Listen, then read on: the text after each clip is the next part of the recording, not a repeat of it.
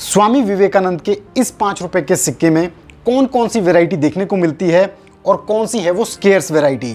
East India company का कौन सा है ये 1/4 आना कॉइन जिसकी है आज की डेट में काफ़ी अच्छी वैल्यू। तो आप सभी के ऐसे बहुत से इंटरेस्टिंग क्वेश्चंस आज हम कवर करने वाले हैं चिल्लर ज्ञान के इस Q&A में, जो कि है CGQA 34। तो हमेशा की तरह हाफ ऑफ द क्वेश्चंस हम कवर करेंगे इस Q&A में और बाकी पेंडिंग क्वेश्चंस हम कवर करेंगे नेक्स्ट Q&A यानी कि CGQA 35 में। यानी कि आज के इस वीडियो के बाद पोस्टेड सभी क्वेश्चंस CGQA 36 ऑनवर्ड्स ही कवर किए जाएंगे। सो हेलो एवरीवन, मेरा नाम है रोहित और मैं एक्सक्लूसिवली बात करता हूं इंडियन कॉइन्स यानी कि भारतीय सिक्कों के बारे में, जिन्हें हम देसी भाषा में कहते हैं चिल्लर। सो वेलकम टू चिल्लर ज्ञान।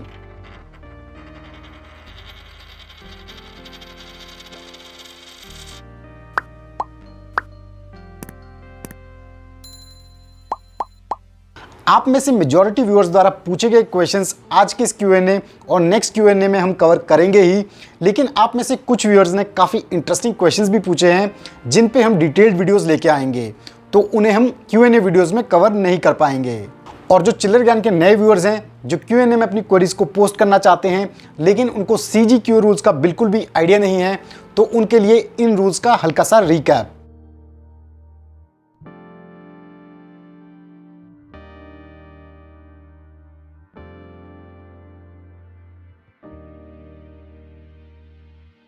आप सभी को इन रूल्स को स्ट्रिक्टली फॉलो करना है, क्योंकि तभी आपके क्वेश्चंस Q&A वीडियोस में लिए जाएंगे। तो अगर आपने वीडियो को अभी तक लाइक और चैनल को सब्सक्राइब नहीं किया है तो फटाफट से कर दीजिए। तो बिना किसी देरी के डायरेक्टली स्विच करते हैं आप सभी के क्वेश्चंस पे और स्टार्ट करते हैं आज का ये Q&A, जो कि है CGQA 34। आज का सबसे पहला क्वेश्चन पूछा है जयबीर सिंह जी ने। ये जानना चाहते हैं कि फॉरेन मिंट से जारी किए गए जो भारतीय सिक्के हैं वो इंडियन मिंट्स के कंपैरेटिवली क्यों सस्ते होते हैं, क्यों उनकी वैल्यू ज़्यादा नहीं होती है। तो जयबीर जी, आपके इस क्वेश्चन के माध्यम से मैं बाकी सभी व्यूअर्स को बताना चाहूँगा कि ईयर 1985 से 2000 के बीच Indian definitive coins Indian mints के अलावा कुछ फॉरेन मिंट से भी देखने को मिलते हैं, जैसे कि हीटन मिंट या फिर मॉस्को मिंट और भी ऐसी काफ़ी सारी फॉरेन मिंट्स। और जैसा कि जयबीर ने कहा कि इनमें से अधिकतर फॉरेन मिंट्स के सिक्के कॉमन सिक्के ही हैं और इनकी कोई खास वैल्यू नहीं है, लेकिन इसके मुकाबले इंडियन मिंट से जारी किए गए जो सिक्के होते हैं उसमें कुछ सिक्के आपको रेयर और स्केर्स कैटेगरी के भी देखने को मिलते हैं।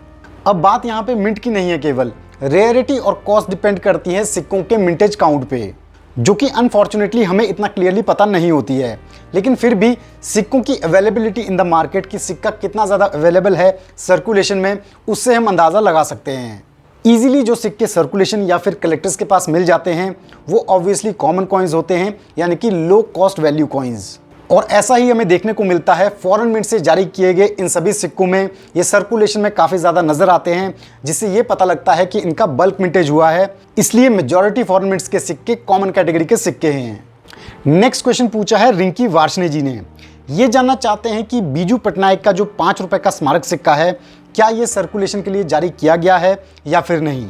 अगर जारी किया गया है तो इसका क्या प्राइस है।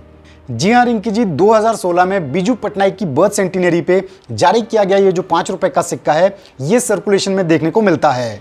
बीजू पटनायक के ये 5 रुपए के सिक्के आपको सर्कुलेशन में नजर आते हैं कोलकाता और हैदराबाद मिंट से। हैदराबाद मिंट का सिक्का आपको UNC कंडीशन में 30 से 50 रुपए में मिल जाएगा, जबकि कोलकाता मिंट का सिक्का आपको 70 से 80 रुपए के बीच मिलेगा UNC कंडीशन में। नेक्स्ट क्वेश्चन पूछा है मयूर गर्ग जी ने। ये बताते हैं कि ये एरर सिक्कों का कलेक्शन करते हैं और इन्होंने एक 2 रुपए के सिक्के की इमेज शेयर की है जिसमें डबल प्रिंट नज़र आ रहा है। तो ये जानना चाहते हैं कि ये कौन सा एरर है और इसकी आज की डेट में क्या वैल्यू है।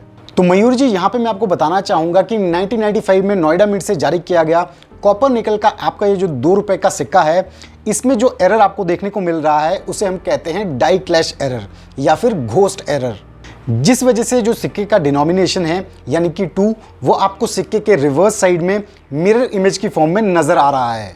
और अगर आप ध्यान से देखेंगे तो आपको स्लाइट इंप्रेशन सत्यमेव जयते का भी देखने को मिलेगा।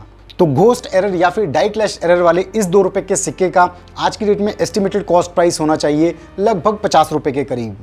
नेक्स्ट क्वेश्चन पूछा है मोहम्मद रौफ जी ने। ये जानना चाहते हैं कि 1862 में जारी किया गया जो 1/4 आना कॉइन है उसकी आज की डेट में क्या वैल्यू है। तो यहाँ पे मैं आपको बताना चाहूँगा कि 1862 में जारी किया गया विक्टोरिया क्वीन का ये जो 1 क्वार्टर आना कॉइन है, ये जारी किया गया था बॉम्बे, कैलकाटा और मद्रास मिंट से। सभी मिंट से जारी किए गए ये सिक्के आज की डेट में कॉमन कैटेगरी में आते हैं। फाइन से एक्स्ट्रा फाइन कंडीशन में इनका एस्टिमेटेड कॉस्ट प्राइस है लगभग 50 से 250 रुपए के बीच, जबकि यूएनसी कंडीशन में इनका प्राइस 800 से 1000 रुपए तक जा सकता है। नेक्स्ट क्वेश्चन पूछा है राकेश रंजन जी ने। इन्होंने अपने एक सिक्के की इमेजेस शेयर की हैं जो कि है 1919 में जारी किया गया 8 आनास कॉइन। ये बताते हैं कि उसका वेट 7.66 ग्राम्स है, बट इसका जो मेटल कलर है वो थोड़ा सा डिफरेंट नज़र आ रहा है। तो ये जानना चाहते हैं कि क्या ये रियल कॉइन है या फिर फेक कॉइन है। तो Rakesh ji, as per my knowledge closely देखने पे 1919 का ये जो 8 आनास कॉइन है ये जेन्युइन कॉइन नहीं लग रहा है। सिक्के के ओवर्ड साइड में अगर आप पोर्ट्रेट को देखेंगे तो इसका डिज़ाइन इतना अप टू द मार्क नहीं है।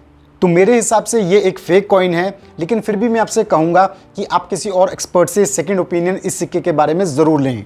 नेक्स्ट क्वेश्चन पूछा है रामजी लाल यादव जी ने। ये जानना चाहते हैं कि 1988 में नोएडा मिंट से जारी किए गए जो 25 पैसे के स्टील के सिक्के हैं उनकी न्यू कंडीशन में क्या वैल्यू होगी।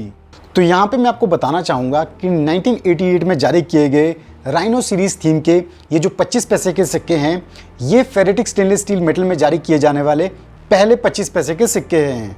ये सिक्के इंडिया की सभी मिंट से जारी किए गए थे और इसके साथ साथ फॉरेन मिंट ओटावा से भी देखने को मिलते हैं। तो Noida mint, Bombay mint, Hyderabad mint और ओटावा मिंट से जारी किए गए ये सभी 25 पैसे के सिक्के आज की डेट में कॉमन कैटेगरी में आते हैं। यूएनसी कंडीशन में इनका एस्टिमेटेड कॉस्ट प्राइस होना चाहिए 3 से 5 रुपए के बीच, जबकि कैलकाटा मिंट का सिक्का थोड़ा सा स्केर्स है। यूएनसी कंडीशन में उसकी वैल्यू 20 से 30 रुपए के बीच है। नेक्स्ट क्वेश्चन आया है सुपरस्टार नाम के एक प्रोफाइल से। ये बताते हैं कि स्वामी विवेकानंद के जो 5 रुपए के सिक्के हैं उसमें लाइन वैरायटी इन्हें देखने को मिली है, तो ये इसके बारे में जानना चाहते हैं। तो 2013 में स्वामी विवेकानंद की 150th एनिवर्सरी पे जारी किया गया 5 रुपए का ये स्मारक सिक्का, वो भी इंडिया की सभी मिंट से। लेकिन कोलकाता मिंट से जारी किए गए जो सिक्के हैं उसमें आपको 2 वैरायटी देखने को मिलती है। तो इन दोनों वैरायटी को आप स्क्रीन पे देख सकते हैं। तो सिक्के के ओवर साइड में अगर आप देखेंगे जो लार्ज लाइन है वो नॉर्मली आपको इन सिक्कों में देखने को मिलता है, लेकिन जो शॉर्ट लाइन वैरायटी है वो स्केर्स वैरायटी है, यानी कि वो थोड़ी सी कम देखने को मिलती है। ऐसे ही अगर आप लेजेंड फॉन्ट को देखेंगे तो भारत इंडिया का फॉन्ट आपको थिक नज़र आएगा नॉर्मल वैरायटी में और थिन नज़र आएगा इस स्केर्स वैरायटी में, और जो डिनोमिनेशन 5 है उसमें भी आपको डिफरेंस देखने को मिलेगा। तो ऐसे आप इन दोनों वैरायटीज़ में डिफरेंशिएट कर सकते हैं। नेक्स्ट क्वेश्चन पूछा है संती पात्रा जी ने। ये जानना चाहते हैं कि 1988 में कोलकाता मिंट से जारी किया गया जो 1 रुपए का सिक्का है उसकी आज की डेट में क्या वैल्यू है। तो कैलकाटा मिंट से जारी किया गया 1988 का ये जो कॉपर निकल का 1 रुपए का सिक्का है ये आज की डेट में कॉमन कैटेगरी में आता है। इसकी कोई खास वैल्यू नहीं है, इसकी वैल्यू इक्विवेलेंट है इसकी फेस वैल्यू के ही।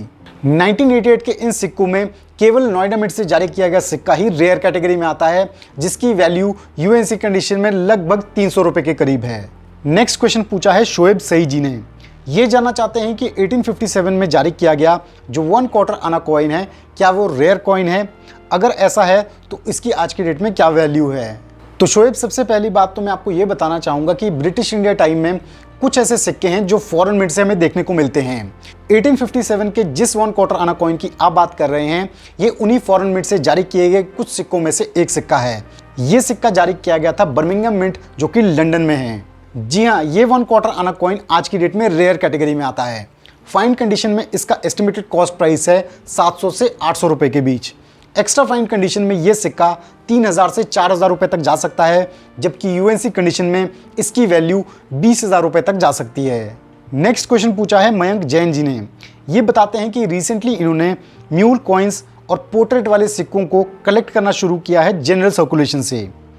तो इन्होंने अपने एक सिक्के की इमेजेस शेयर की है। तो ये जानना चाहते हैं कि क्या ये सिक्का दांडी मार्च का म्यूल कॉइन है, अगर ऐसा है तो इसकी क्या वैल्यू है। जी हाँ मयंक जी, आपका ये जो दांडी मार्च का 5 रुपए का स्मारक सिक्का है ये एक म्यूल कॉइन है, और ये म्यूल कॉइन केवल बॉम्बे मिंट में ही देखने को मिलता है। इसकी ये पहचान है कि सिक्के के ओवर साइड में अगर आप देखेंगे तो प्रोमिनेंट रेज्ड लाइन आपको देखने को मिलेगा, लेकिन यहीं अगर आप कॉमन इशू को देखेंगे तो वो इतना प्रोमिनेंट नहीं होता है। तो आप क्लियरली इन दोनों में डिफ्रेंशिएट कर सकते हैं। इस कंडीशन में इस म्यूल कॉइन का एस्टिमेटेड कॉस्ट प्राइस है लगभग 50 रुपए के करीब। तो आज के इस क्वेश्चन के साथ हमने कंप्लीट किए आपके सभी क्वेश्चंस। तो आई होप आप सभी को अपने क्वेश्चंस के सेटिस्फैक्टरी जवाब मिल गए होंगे और बाकी सभी व्यूअर्स को भी इन क्वेश्चंस के जवाब से कुछ ना कुछ सीखने को ज़रूर मिला होगा। तो यहाँ मैंने अपना काम तो कर दिया, अब आपकी रिस्पॉन्सिबिलिटी बनती है कि आप सभी इस वीडियो को ज़्यादा से ज़्यादा शेयर करें ताकि ये इन्फॉर्मेशन बाकी सभी कलेक्टर्स के लिए भी हेल्पफुल हो। तो ओवरऑल कैसा लगा आप सभी को ये वीडियो, कैसे लगे आपको अपने क्वेश्चंस के दिए गए जवाब, आप अपना फीडबैक हमारे साथ शेयर कर सकते हैं कमेंट सेक्शन में। So thanks for watching a video. अगर आपको वीडियो पसंद आया तो वीडियो को लाइक कीजिए और चैनल को सब्सक्राइब कीजिए। अगर आप हमारे सब्सक्राइबर पहले से हैं तो बेल आइकन को हिट कीजिए ताकि आपको मिलते रहें चैनल रिलेटेड अपडेट्स जल्द से जल्द। मैं जल्दी अपलोड करूंगा next chiller video. So stay tune to chiller Gyaan. Till then, जय हिंद।